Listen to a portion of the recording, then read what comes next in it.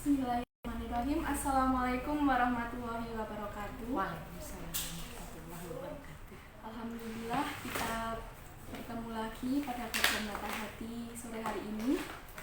Puji syukur kepada Allah Subhanahu wa taala yang telah memberikan kita rahmat hidayahnya sehingga kita masih bisa mengikuti kembali kajian rutin Lazismu Wonosobo. Selawat serta salam semoga tetap tercurah kepada Nabi kita Muhammad Sallallahu Alaihi Wasallam. Semoga kita termasuk umatnya yang dapat syafaat yaumul akhir.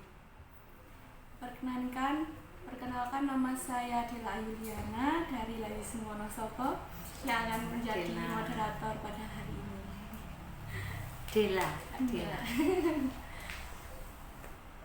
Untuk para jamaah, apabila ingin mengetahui lebih lanjut tentang kegiatan Lazismu ataupun program-program Lazismu, sebelumnya bisa follow Instagram Lazismu @lazismu_wonosobo ataupun Facebook Lazismu WSB, ataupun bisa melalui WhatsApp pada nomor 081 225 381 105.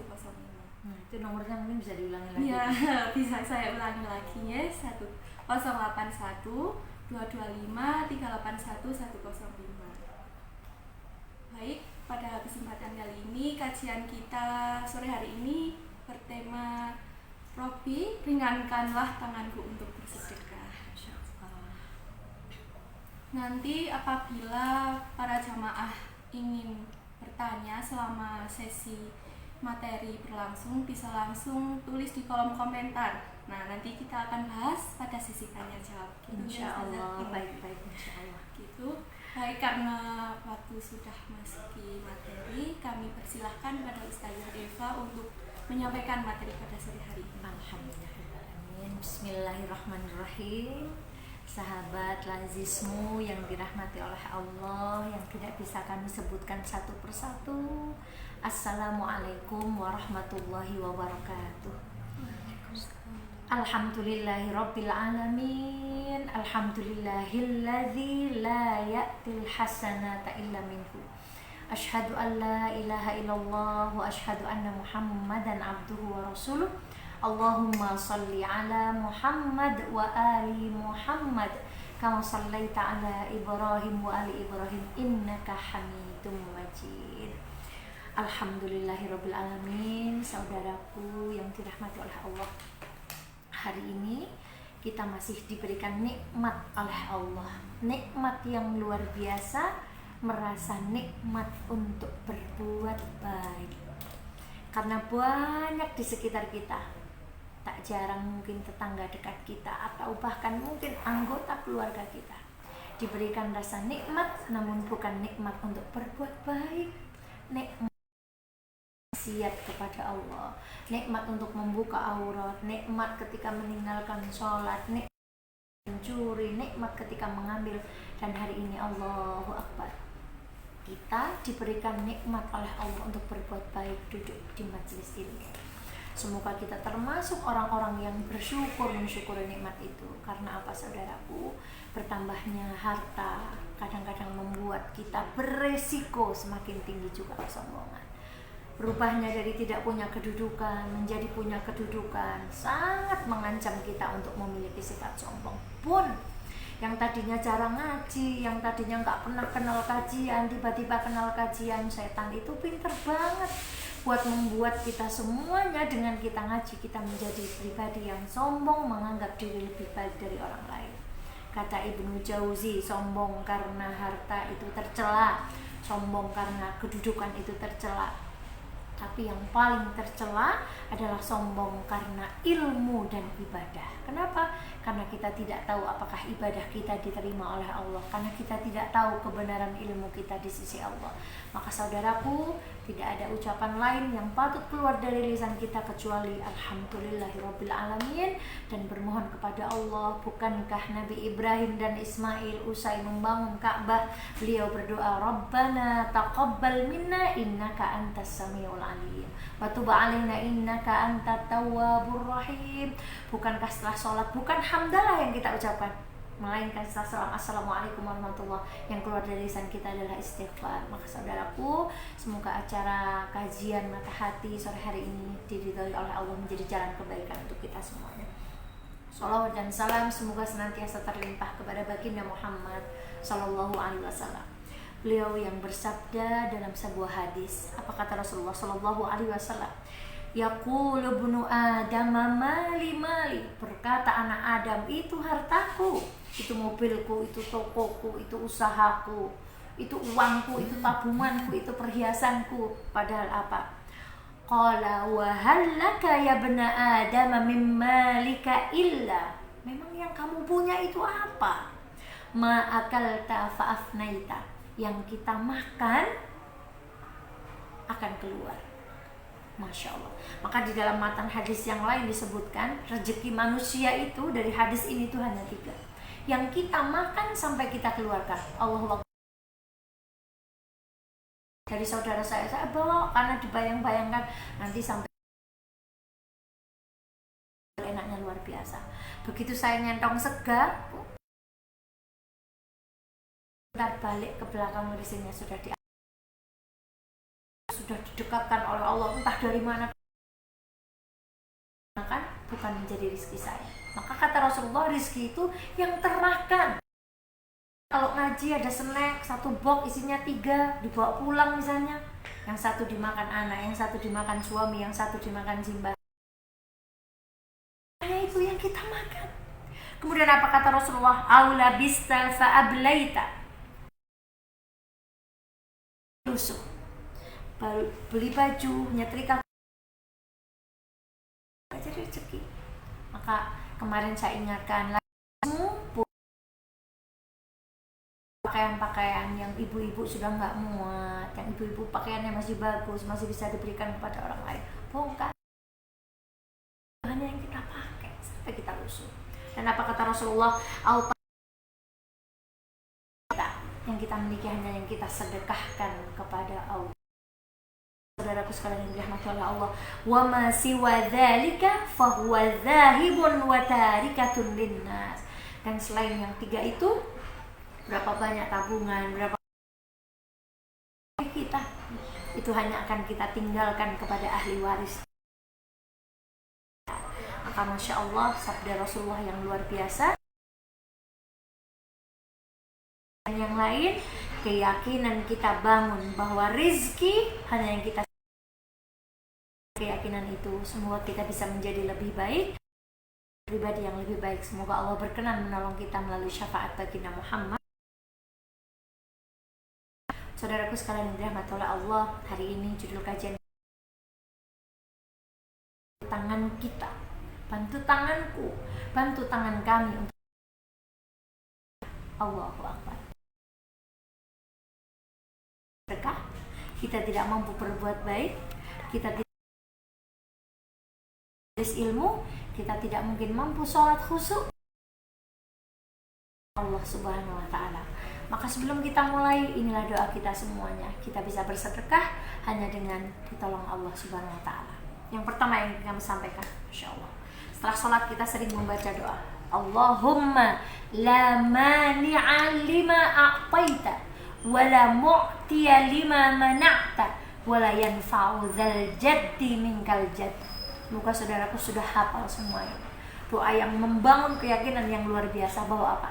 Segala sesuatu yang sudah Allah takdirkan sampai ke tangan kita, meskipun seluruh dunia ini menghalangi, kalau Allah berkehendak itu sampai ke tangan kita akan sampai. Dan sebaliknya, kalau Allah berkehendak itu bukan milik kita, apapun yang kita upayakan, Allah nggak akan sampaikan kepada kita. Satu kisah saja pembuka sore hari ini. Di Wonosobo ada seorang ibu, mohon izin menyebutkan namanya, beliau pengusaha bakso. Allahu Akbar wa la ilaha. Pulang ngantar suami, saya berniat beli bakso. Tapi sambil berjalan, saya mengendarai kendaraan, saya sambil berdoa, ya Allah, semoga pemiliknya nggak ada di situ. Kenapa Bapak Ibu? Karena kalau Mbak Eva beli di tempat beliau, beli 1 nanti dapatnya itu 3. Masya Allah, diberi hadiah sama beliau. Maka dari pertama jalan itu sudah, ya Allah, semoga nggak ada pemiliknya. Sampai ke depan toko beliau dengan mantap, Masya Allah, nggak ada. Maka saya parkir Begitu berapa selang menit saya parkir, mobil beliau datang. Allahu Akbar. Sudah terlanjur berniat, sudah terlanjur parkir, Masya Allah.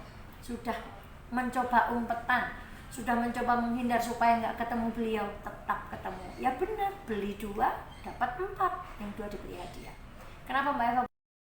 Allahu Akbar walillahillah. Kalau Allah sudah berkehendak, saya niat menghindari umpet-umpetan. Kalau Allah berkehendak, itu menjadi rezeki kita, Allah akan sampaikan dengan cara apapun. Maka doa saya untuk beliau, semoga usaha beliau semakin berkah. Ini hanya contoh, dan ini ada pelajaran yang luar biasa, bahwa kalau Allah berkehendak, sampai kepada kita. Kalau Allah nggak berkehendak, kayak ikan asin tadi, nggak sampai kepada kita. Saudaraku sekalian yang dirahmati Allah, masih melanjutkan kajian kemarin kita baca satu ayat. Alladzina yu'minuna bil wa yuqimuna sholata.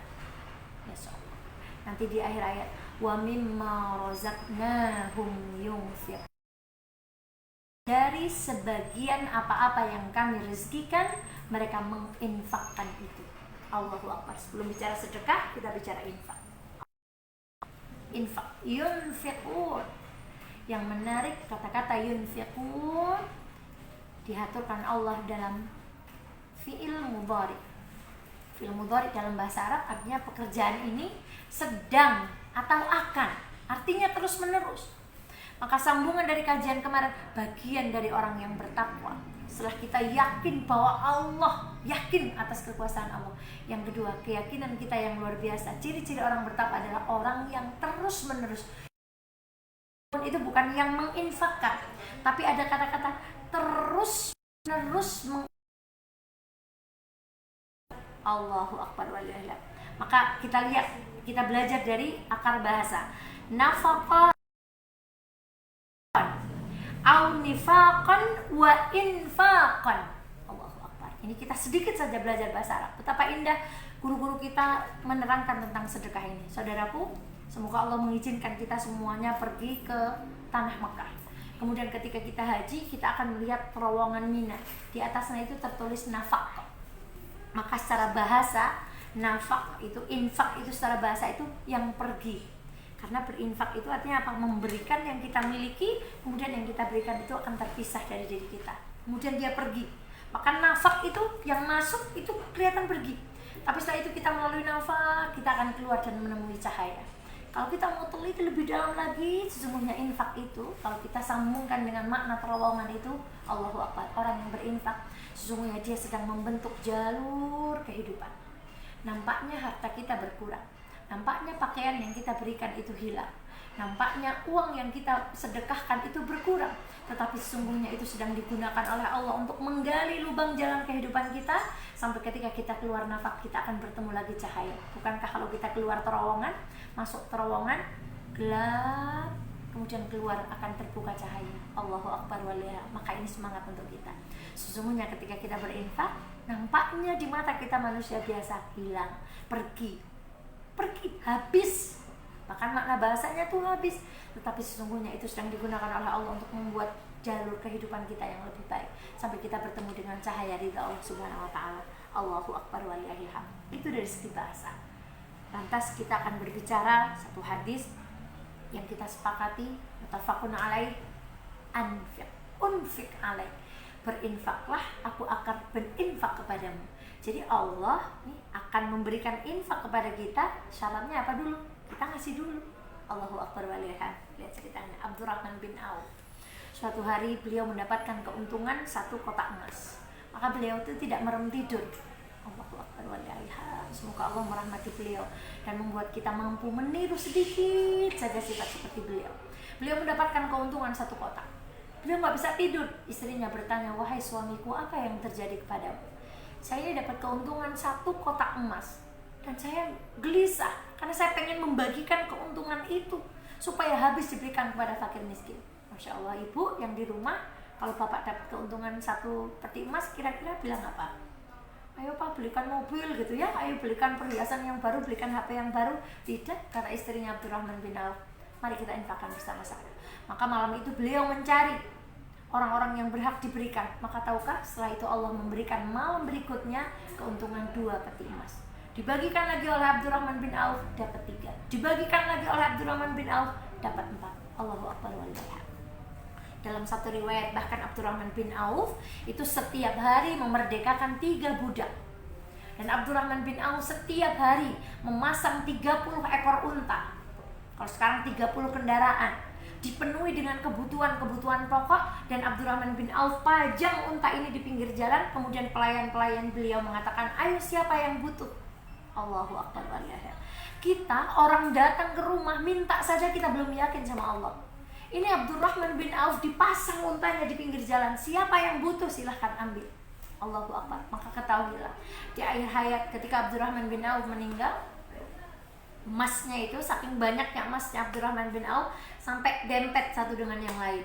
Diriwayatkan untuk memisahkan emas-emas ini harus menggunakan kapak. Dan tahukah kita yang memecahkan emas-emas ini menggunakan kapak, tangannya sampai melepuh. Saking banyaknya yang dipecahkan. Allahu Akbar. Ini bukti bahwa sedekah itu kalau kita mengeluarkan, Allahu Akbar, Allah akan balik. Kalau kita mengenal menabung pangkal kaya, gak boleh ada itu di otak kita. Bersedekah pangkal kaya, pangkal berkah. Maka saudaraku sekalian yang dirahmati oleh Allah, Allahu Akbar. Cerita Abdurrahman bin Auf ini luar biasa. Cerita selanjutnya, Allahu Akbar. Insya Allah kalau cerita itu lebih mudah diingat. Rasulullah SAW meriwayatkan dalam sebuah hadis yang sahih. Ada 2 orang yang bersahabat. Dua-duanya memiliki kebun unta. Suatu hari atas izin Allah ada awan yang berjalan di atas kebun ini. Dan awan itu, Rasulullah mendengar awan ini berbicara. Aku diutus oleh Allah untuk turun di kebunnya fulan. Kalau misalnya ada 1A dan 1B, dia diizinkan oleh Allah untuk turun di atas kebunnya fulan. Lantas si A tuh heran. Masya Allah, apa sebenarnya yang engkau lakukan? Sampai musim kemarau seperti ini Allah masih menurunkan hujan di atas kebunmu. Allahu Akbar. Apa jawaban laki-laki ini? Sesungguhnya keuntungan dari kebunku, keuntungannya aku bagi menjadi 3. Apa kata beliau? Sepertiga langsung aku infakkan di jalan Allah. Sepertiga aku berikan kembali kepada modalku, dan sepertiga lagi aku berikan kepada keluargaku. Masya Allah. Dari 2 kisah ini betapa indahnya sedekah. Dan ayat yang kita baca tadi, wa mimma razaqnahum yunfiqun, dan dari sebagian, karena tidak semua rizki itu kita infakkan. Sekarang kita berbicara tentang rizki. Cantik itu rizki atau tidak? Rizki. Tapi mau nggak kalau cuma cantik tok nggak bahagia? Nggak mau. Berarti bahagia juga rizki. Kaya itu rizki atau tidak? Mau nggak kaya tok tapi hidupnya nggak tentram? Tidak mau. Berarti kita butuh rizki yang namanya ketentraman. Ada orang pintar, itu rizki dari Allah. Tapi mau nggak pintar tapi tidak bahagia? Nggak ada yang mau. Maunya pintar, dapat rizki juga bahagia. Maka bahagia itu rizki, harta itu rizki. Dan kalau kita berbicara infak, infak itu lebih ke harta benda. Mengeluarkan harta benda, kemudian kita berikan kepada orang lain. Makanya arti katanya itu habis pergi. Seolah-olah habis, tapi tidak habis bagi Abdurrahman bin Auf. Seolah-olah sepertiga dari keuntungan kebun ini diberikan pemuda ini untuk Allah, tapi diganti oleh Allah dengan ganti yang luar biasa. Maka saudaraku sekalian yang dirahmati oleh Allah, 2 kisah ini tidakkah membuat keyakinan kita bertambah bahwa yang sudah menjadi hak kita Allah akan sampaikan, dan yang bukan menjadi hak kita Allah tidak akan sampaikan. Dan tidakkah kita yakin lagi, Allahu Akbar walillahil hamd, manfaah infak, sedekah, menghapus dosa, memadamkan api, mendapatkan naungan dari Allah. Kita akan dipanggil dari pintu ahli sedekah. Kemudian jauhilah api neraka meskipun dengan sebutir kurma. Allahu Akbar walillahil hamd. Maka saudaraku sekalian yang dirahmati oleh Allah, satu hadis pendek, ayatnya pendek, wa mimma razaqnahum yunfiqun. Hadisnya pendek, anfik unfik alaik, berinfaklah maka aku, kata Allah, aku akan infakkan milikku kepadamu. Allahu Akbar walillahil hamd. Saudaraku sekalian yang dirahmati oleh Allah, di pengajian-pengajian sering kami misalkan, kita kalau datang ke rumah orang disuguh air teh, kemudian air teh itu kita minum sampai habis. Kalau tuan rumah itu tahu teh kita sudah habis, apa yang akan dikatakan tuan rumah? Kayak dicok meneh, wedangnya wis entek. Tapi kalau kita datang ke rumah seseorang kemudian kita dikasih air teh, kemudian teh itu utuh, mungkin tuan rumah akan berkata, walah kain barang wis dadi wong gede siki kon mimik teh we ora gelem. Sama seperti permisalan sederhana sedekah. Allahu Akbar. Kalau kita kurangi isi gelas itu, rezeki Allah yang diberikan kepada kita, kita kurangi untuk lazis, untuk anak yatim, untuk sekolah-sekolah, untuk yang membutuhkan. Kemudian Allah melihat, oh gelasnya sudah mulai kosong, malaikat tolong diisi lagi. Tapi kalau kita nggak kurangi isi gelas itu penuh, malaikat ngisi lagi karena jatahnya kita diisi. Jadi sebelum habis isi teko itu dituangkan pada gelas, kita tetap akan dituang.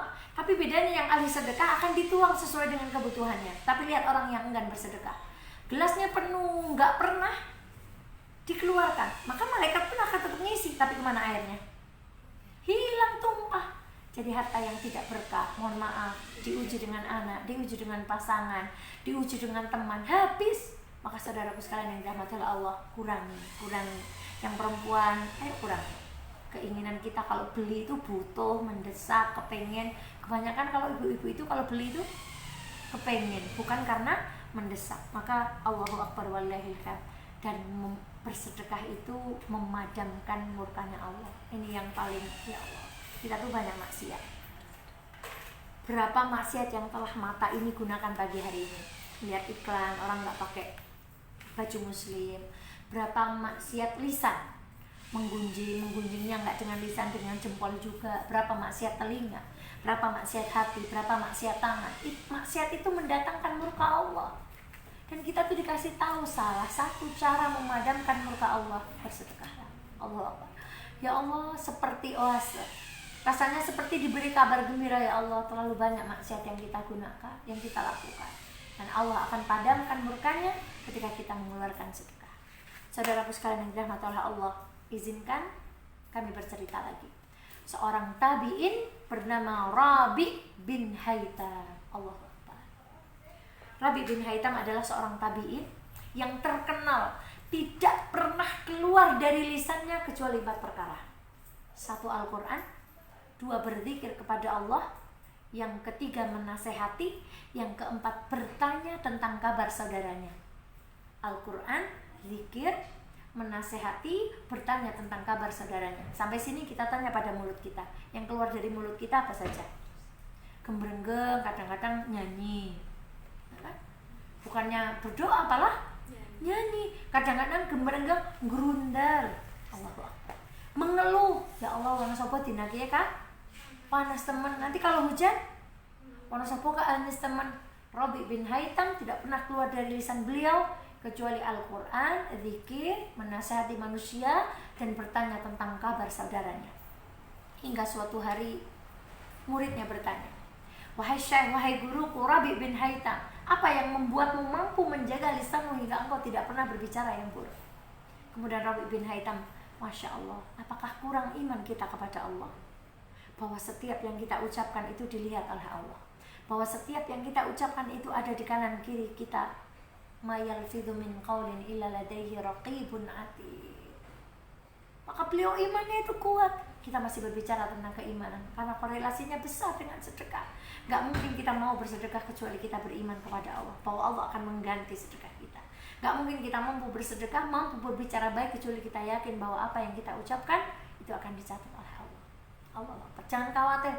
Oh, Mbak Eva ngomong ngelakoni, sudah ada ancamannya. Bukankah Allah paling benci kepada orang yang berbicara tetapi tidak melaksanakan? Saudaraku, itu kejadian pertama di rumah Rabi bin Haytham. Kejadian kedua, suatu hari ketika Rabi bin Haytham sedang berada di majelis, putranya datang. Ibu, putranya Rabi bin Haytham itu selalu mendoakan ayahnya.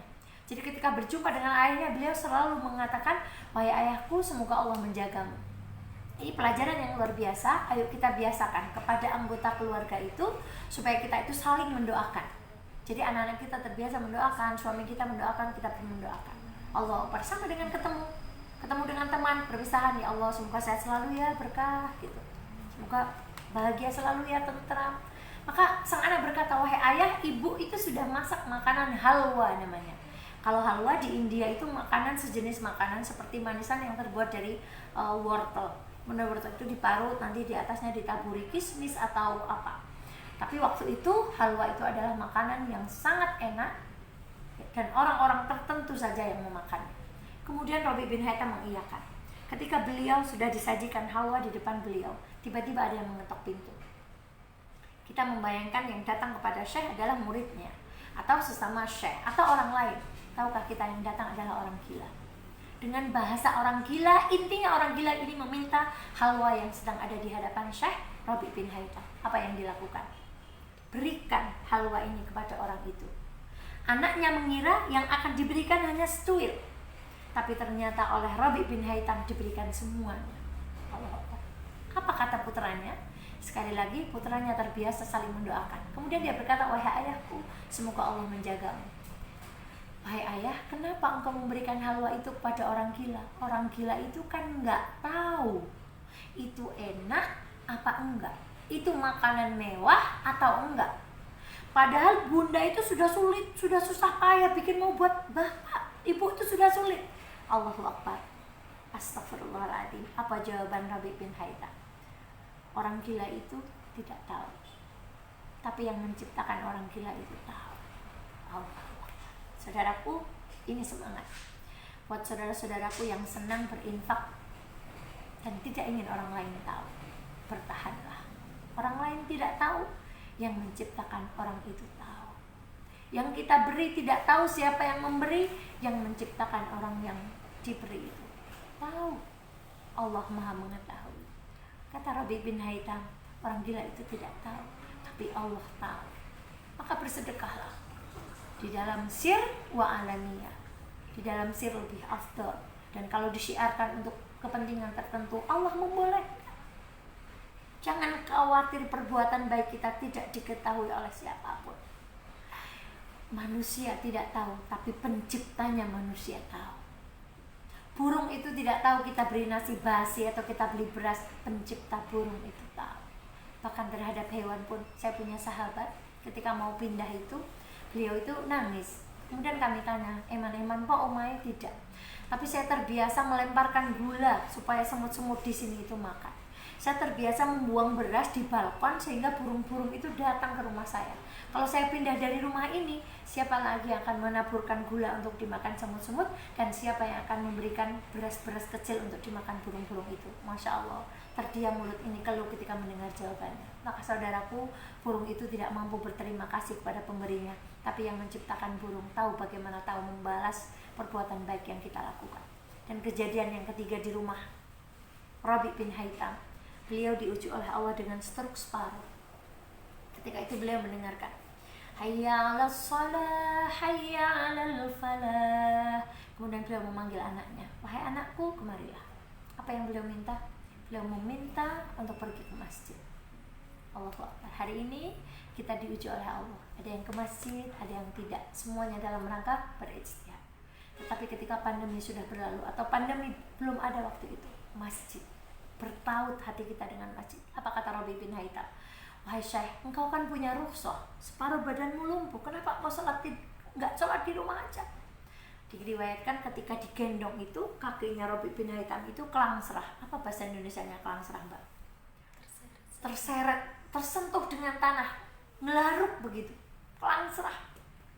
Tapi apa kata Rabi bin Haytham? Telingaku masih mendengar, mataku masih bisa melihat, mulutku masih bisa berzikir.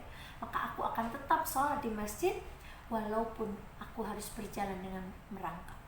Dari tiga kejadian ini, apa hubungannya dengan tema kita? Yaitu, kata Rabi bin Haytham, orang gila itu tidak tahu, tetapi pencipta orang gila itu tahu. Maka saudaraku sekalian yang dirahmati Allah, apa yang membuat kita ragu berbuat baik? Apa yang membuat kita ragu untuk mengulurkan sebagian yang kita miliki kepada saudara kita? Orang lain nggak tahu, orang itu mah nggak pernah bantu, dia nggak tahu. Tapi penciptanya dia tahu.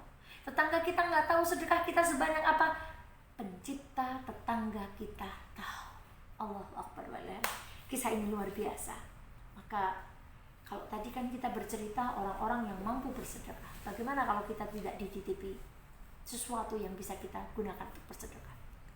Allah, kita tadi bicara infak. Kemudian kita bicara sedekah. Apa sih bedanya Mbak Eva? Ketika Rasulullah bersabda, ketika orang mati yang tertinggal amalnya hanya 3. 1, anak yang solih. 2, ilmu yang bermanfaat. Yang ketiga, ini indahnya Islam, shadaqatin jariyatin. Memakai kata-kata sedekah, bukan kata-kata infak. Karena zakat itu ukurannya sudah jelas. Wakaf itu juga berupa harta. Infak itu juga harta benda. Tetapi kalau berbicara tentang sedekah, zakat, infak, wakaf masuk semuanya di dalam sedekah. Itulah indahnya kalimat Allah yang ketika meninggal habis semuanya, yang tertinggal sedekah, seluruh perbuatan baik. Maka lihat, bukankah Allah itu saking pinginnya Allah kita jadi orang yang hobi berinfak, saking pinginnya Allah itu menjadi kita orang yang punya habit untuk memberi. Apa kata Allah?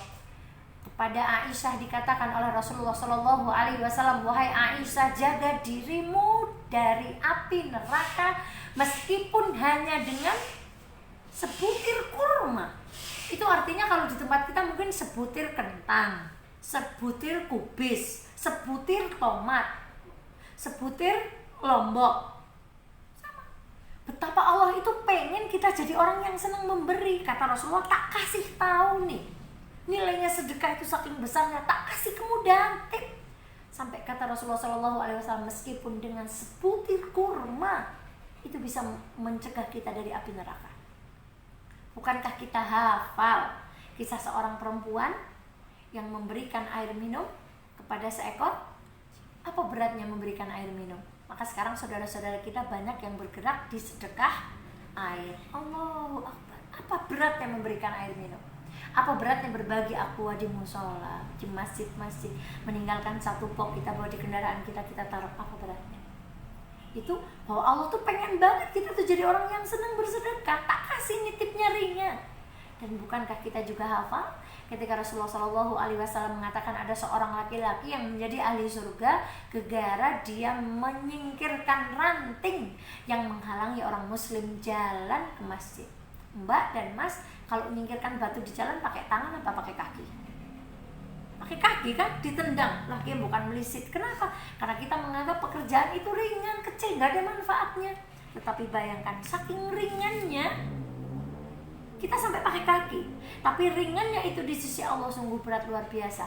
Kata Rasulullah, laki-laki itu saking ikhlasnya menyingkirkan batang itu masuk dalam kategori sedekah, dia dimasukkan oleh Allah ke dalam golongan orang-orang yang masuk surga.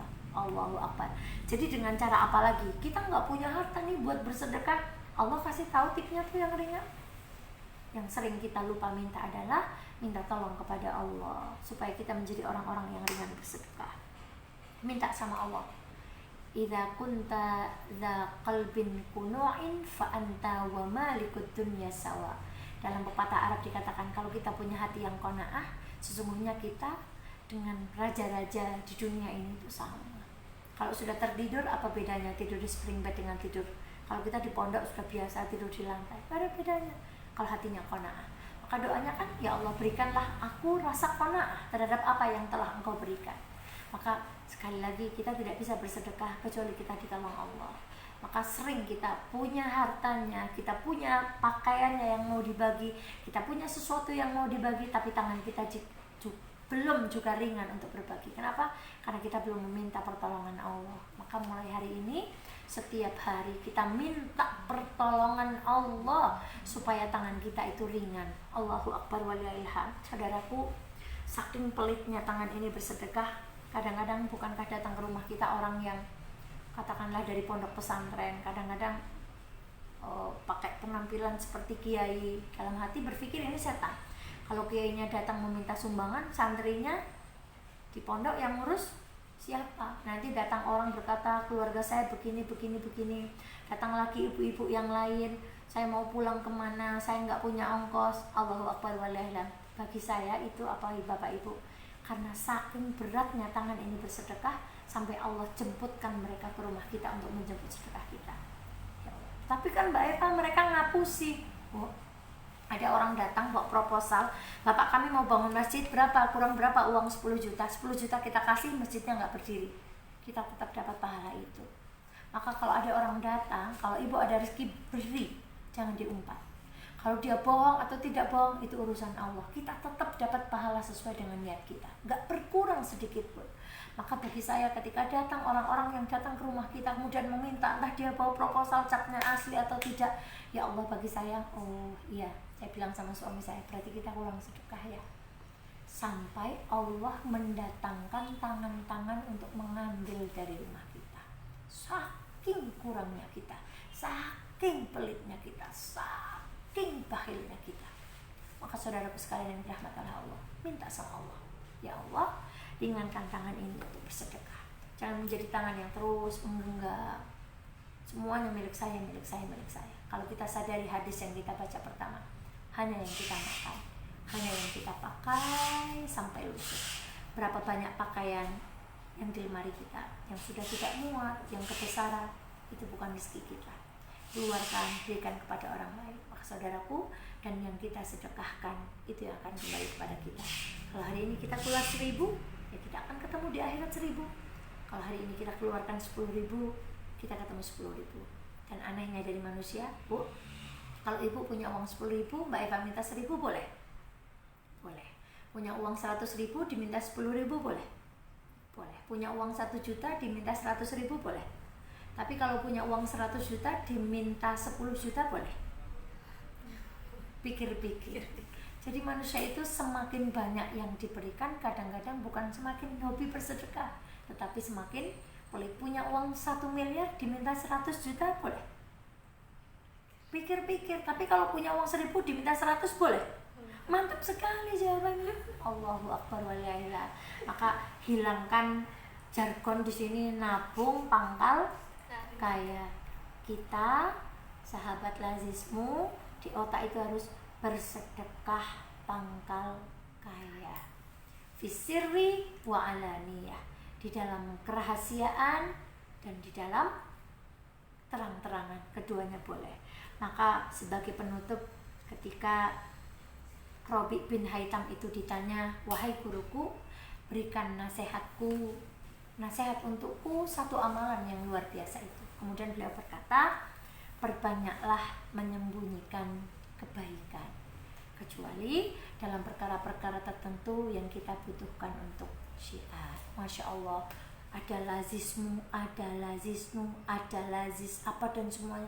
Betapa banyak pintu-pintu Allah yang sudah memancing kita untuk bersedekah. Ada orang berbagi di jalan, itu sebenarnya sengaja Allah perlihatkan di mata kita supaya hati kita ikut bersedekah atau tidak. Maka ya Allah, sore hari ini di majelis ini, di mana malaikat menaungi, kita berdoa kepada Allah, semoga tangan-tangan ini, jari-jari ini menjadi jari yang ringan untuk memberi.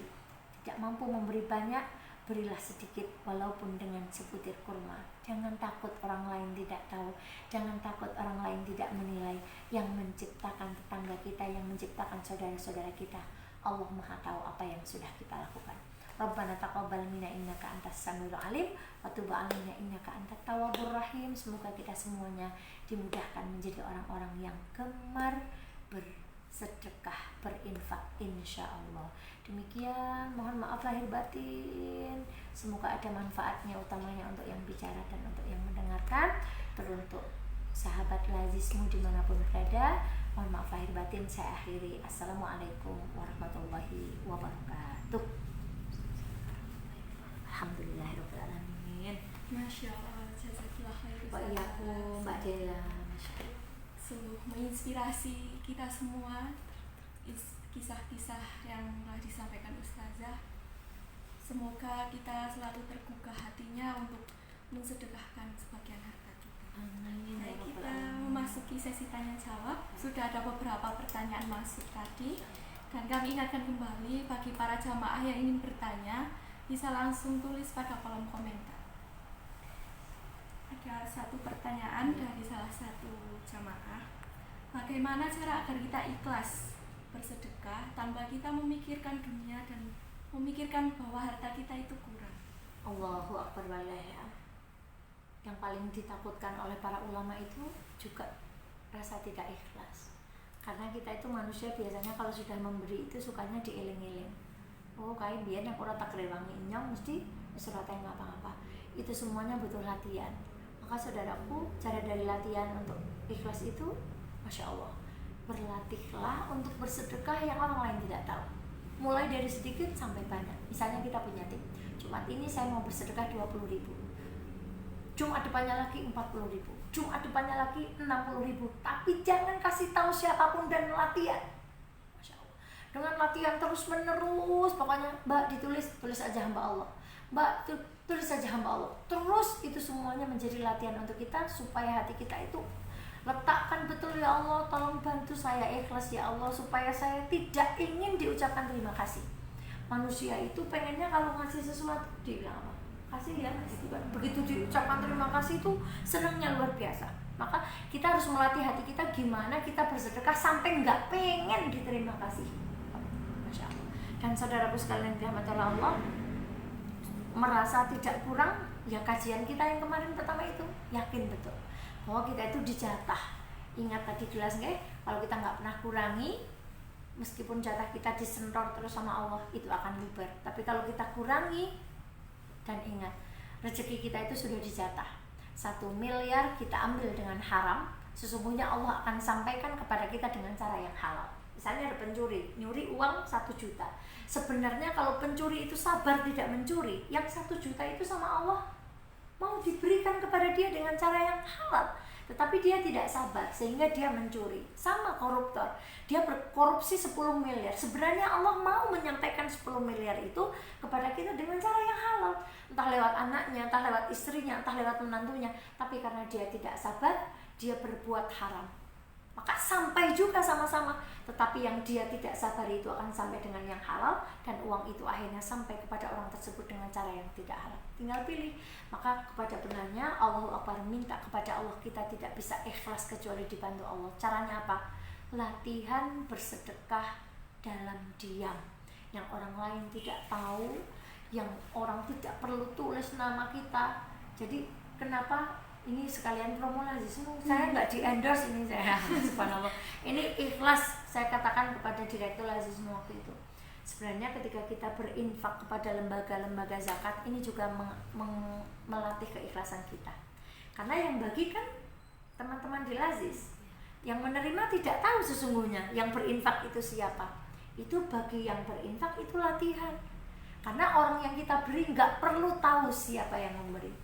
Jadi saudaraku subhanallah, berinfak di Lazis itu salah satu cara untuk melatih keikhlasan, supaya kita tuh hatinya tidak pengen selalu diketahui orang bahwa yang memberi bantuan itu adalah kita. Maka teruslah berlatih, dan tentu saja kita tidak bisa ikhlas, tidak bisa qanaah, tidak bisa merasa cukup kecuali kita dibantu oleh Allah Subhanahu wa taala. Saya tekankan lagi, 1 miliar diambil dengan cara yang haram, sesungguhnya Allah juga punya jatah kepada kita 1 miliar dengan cara yang halal.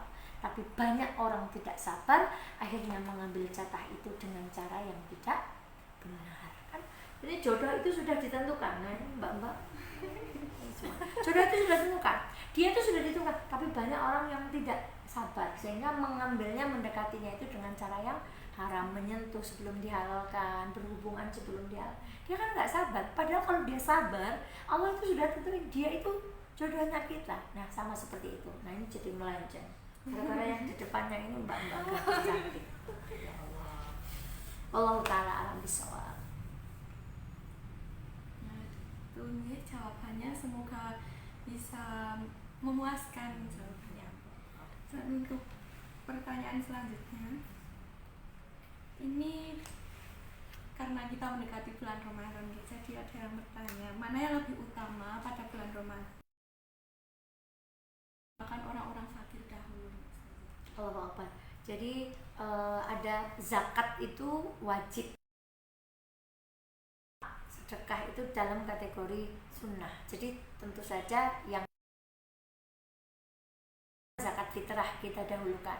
Kemudian kalau harta kita sudah mencapai haul dan nisab, kita dahulukan zakat, baru kita berikan sisanya untuk berinfak. Jadi ada seorang pengusaha punya zakat, kemudian dia keluarkan itu dengan cara mipil. Kemudian di akhir tahun dia menghitung, oh saya sudah keluarkan kok, padahal yang dia keluarkan itu adalah zakat. maka sesungguhnya dia belum berlatih untuk bersedekah. Karena yang dia keluarkan itu apa? Keluarkan zakat mal itu sama dengan kita sholat, sama dengan kita menutup jilbab. Maka ini kesalahan yang luar biasa. Orang membagi zakat mal itu seperti, jadi kayak bangga, padahal kan itu membagi sesuatu yang wajib. Justru orang yang kita beri itu karena kita bisa melaksanakan kewajiban kita. Maka saudaraku,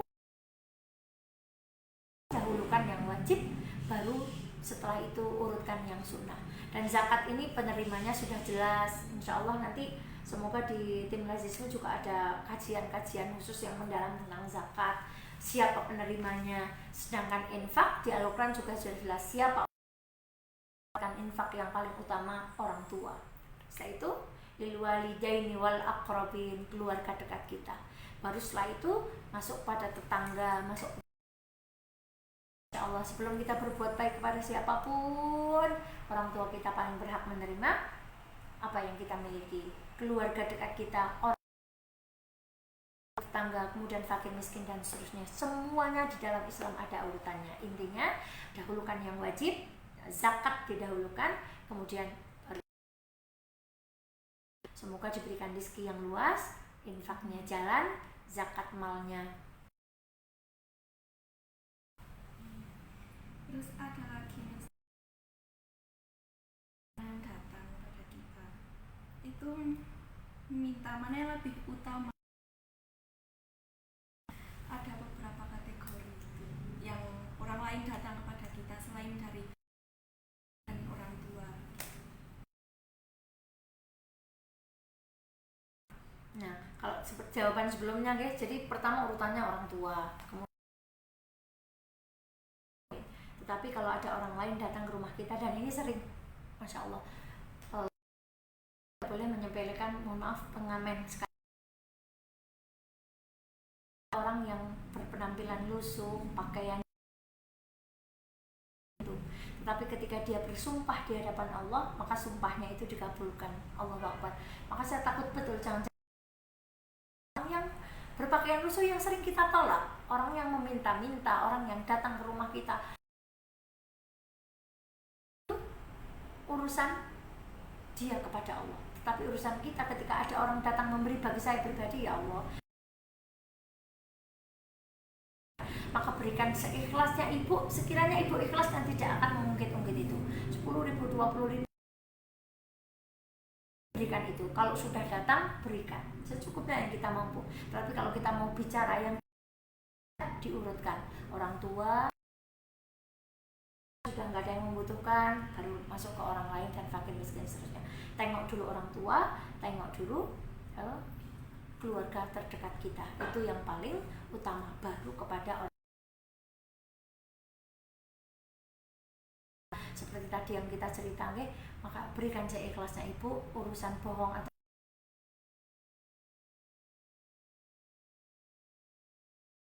itu Allah membuat dia kembali. Ibu, ini juga mohon maaf keluar dari pertanyaan, ada kisah yang luar biasa. Ada orang yang salah bersedekah, dia salah bersedekah, ternyata sedekahnya itu diterima oleh seorang pencuri.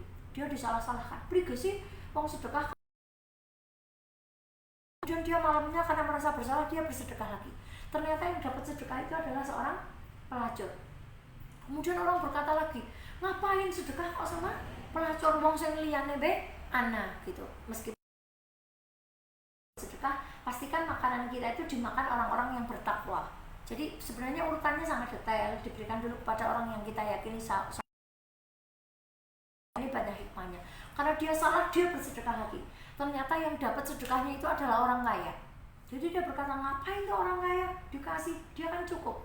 Masya Allah, ternyata apa saudaraku, si pencuri itu ketika mendapatkan sedekah, ya Allah, aku nggak nyolong saja dapat rezeki, kenapa saya harus nyolong? Maka semenjak hari itu dia berhenti mencuri. Masya Allah.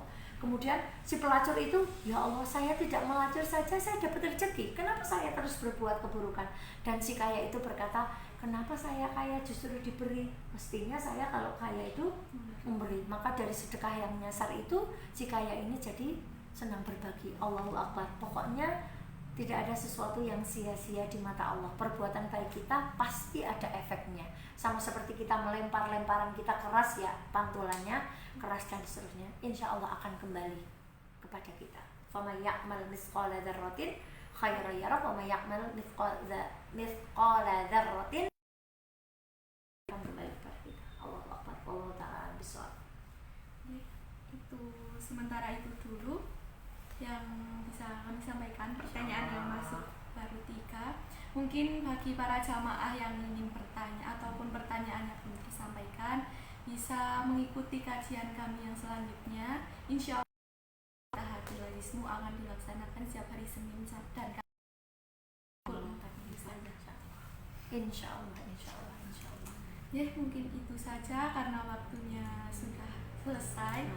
Kami akhiri, kurang lebihnya dari saya mohon maaf.